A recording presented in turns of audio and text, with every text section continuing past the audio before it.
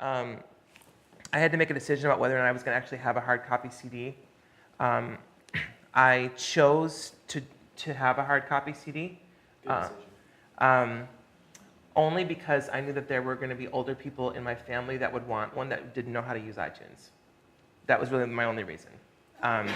The most everybody that I know is digital, so I knew that I wanted that. They're weird.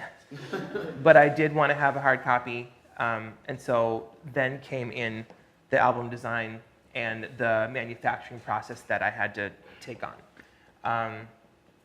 The album design was interfaced with the guy who runs my web. He doesn't design, but he does, per se. I happen to love how my album looks, and he made the artwork. So anyway. So I was he lives in Belgium, and he's a missionary there. And so I was on email with him back and forth for 8 weeks, talking design and going through different options and all of that. One of the big lessons that I had to learn about how to manufacture an album that I did not know was specific vendors that I needed to interact with in order to get the songs licensed, published, so that they could be manufactured on a hard copy. I did not know this stuff. ASCAP is a performing rights organization that I had to get myself in alignment with and pay a membership fee to be able to have the licenses to perform my songs live and also to collect royalties that way. I had to get an ISRC, which is an International Standard Recording Code.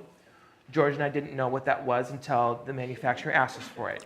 What is this? They're like, "What's your ISRC?" And we're like, It's like, I don't. I literally went to, I'm like, Google ISRC.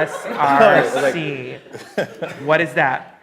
So the ISRC, in case you're unfamiliar with it, is basically the social security number for the song. Yeah. When the song is born, it gets assigned a social security number. That's how it works. Just like a person, exactly. That's how I had to understand it, because I'm like, well, what's this random number that it gets assigned that like the government tracks and all this stuff? I'm just like, what is that? And like, it's a social security number. When I'm born, I was given a social security number, and now I have this number, and the government can track me. Yeah. So that's what it is. So they can track what the song does, even on radio. If they play it, like they can give you a play count and all that. Right. So I had to get that. That was a cost that I didn't know about. David Bunker was the guy who took me off to Easy Song Licensing. I want to recommend it to every one of you. Okay. It is the easiest. It literally is what it says. It is Easy Song Licensing. Music publishing is a world that I appreciate, respect, but also hate. Can we get an amen? Yeah. Okay. No one likes that. Yeah. So I have 3 songs on my album that I did not write, nor are public domain. One of them is a Jackson 5 song. One of them is a Donny Hathaway song. And one of them is a song by Frank Sinatra that Judy Garland covered. Yeah. So, because I did not want to get sued by the Jackson estate, okay, let's just pause there. The Jackson estate, okay? Estate. Because I didn't want to get sued. I mean, he could tell you, I was freaking out in the studio one day. I was just like this. I was ready to cut those songs from the album. I was like, I'm not even going to put them on there. Because in order to have the rights, the publishing rights to record and perform songs that are not yours, you have to pay for that to happen. And I didn't know how it worked, and I was like, oh my God, they're going to charge me $5,000 for me to license Give Love on Christmas Day. I had no idea what mechanical royalties were. I didn't know how to acquire the publishing rights. I didn't know what to do at all. And so I was like scratching, like, who do I talk to? Because it's such an enigma. Like, there's not one single place that you can get all the publishing information, because every single artist is licensed with multiple places. So trying to track down the information is a lot of work. So finally, David Bunker tipped me off to this place called Easy Song Licensing, and they're out of Minneapolis. So I was like, my people, this is good. And they are what they are. It's an organization that does the publishing mechanical royalties for you. You pay them $15 a song. Per song. Per song. And you buy, hi Shane, and you buy the distribution package that you want for an individual song. So I had to license 3 songs, Give Love on Christmas Day, This Christmas, and Have Yourself a Merry Little Christmas. Those are 3 songs that I did not write and are not public domain, okay? And in order for me to get that, I paid $15 for Easy Song Licensing to find the publishing information on my behalf, and then I paid for 500 hard copy CDs, 1,000 digital downloads, and 1,000 streams. So 3 separate packages for those 3 songs, and I spent about $350 Per song? total.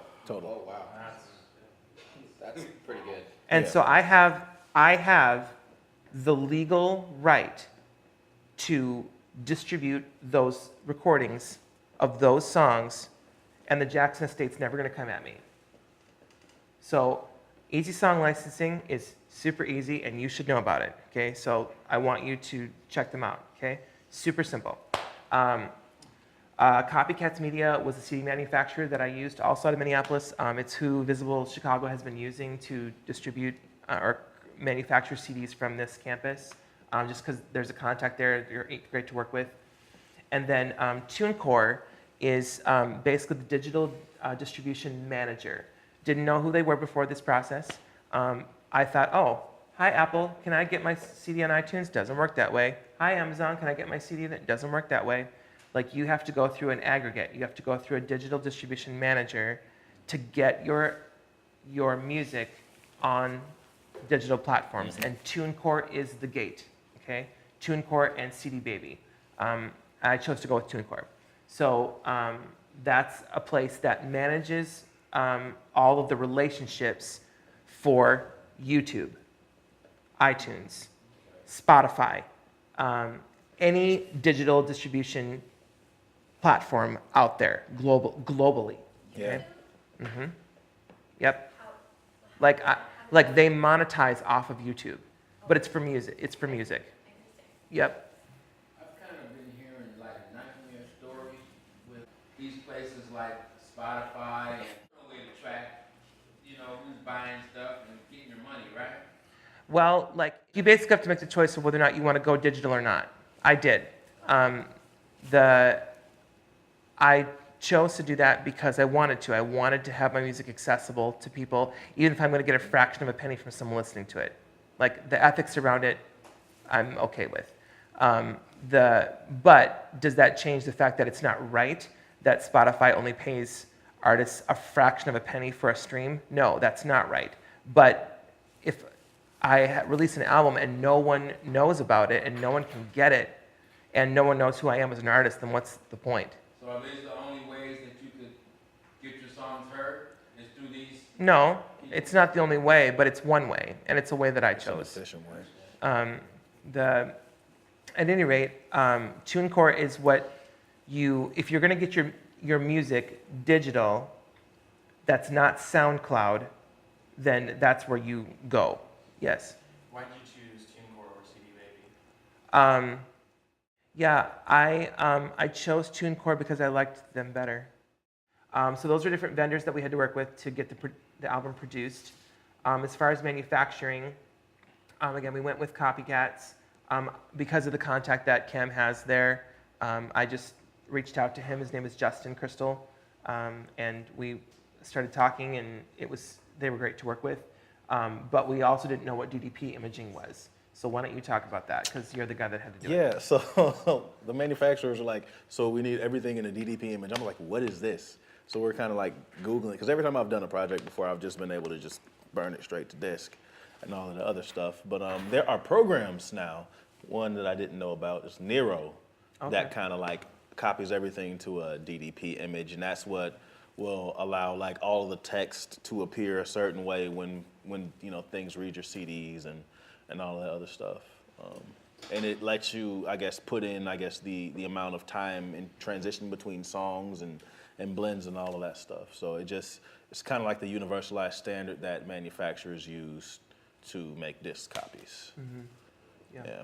Yes. Is that for the audio side or for like the, physical, like printed image? That's the audio. Oh, it's That's the audio. Yeah, that's the audio. Yep. So what's the other way other than going with a digital version to get your song? To burn it to CD. Yeah. I mean, you can burn it to a CD yourself in your computer, but the quality of it isn't very good. Yeah. That's why you do it with a DDP through a manufacturer. And that's why well, I guess I was asking, what's the other way? Because you said it was your choice to use somebody like TuneCore or whatever. Not like there was another way. TuneCore is I think I know where your mind's at, and I just want to call it the confusion. Like TuneCore is the distribution agency that gets your music to digital social platforms like iTunes, Yeah. Amazon, and Spotify. What we're talking about right now is Like the physical. creating a file type Yeah. for a physical hard copy CD that a manufacturer has to have in order to physically make that CD. Does that make more sense now? Okay, good. What's sample clearance? No, we're gonna go on sample rate and Yeah. bit depth. Yeah, you talk. Yeah. So when This you're was me being the artist, like, just do it. I don't know what it is. so when you're putting songs on discs, let's start this like when you record sessions, like you usually record at like a 48 kilohertz like sample rate and 24-bit depth.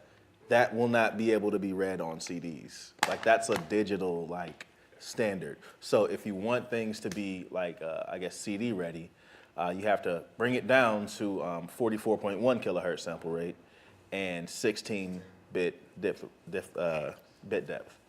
So yeah, so I had to make 2 copies of pretty much everything, and in order to do that, I had to dither stuff down or find like a good dithering plugin because I did not trust the iTunes dither. It's glitchy. It gives you noise and all that other stuff.